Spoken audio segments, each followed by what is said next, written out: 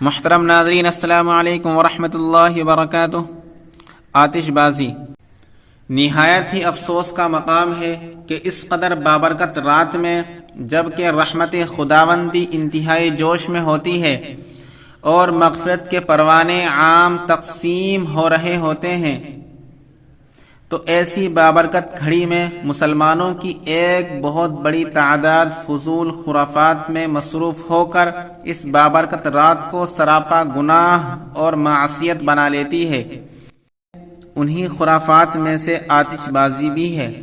اس حوالے سے حضرت مولانا یوسف لدھیانوی شہید رحمۃ اللہ علیہ کے الفاظ ملاحظہ ہو: جس طرح اس رات میں نیکی کرنے کا درجہ زیادہ ہے، اسی طرح گناہ کرنے کا جرم بھی زیادہ ہے۔ اس لیے اس رات میں پٹاخے بجانا، آتش بازی کرنا بہت ہی زیادہ سنگین جرم اور گناہ ہے۔ اللہ تعالی مسلمانوں کو عقل سلیم عطا فرمائے۔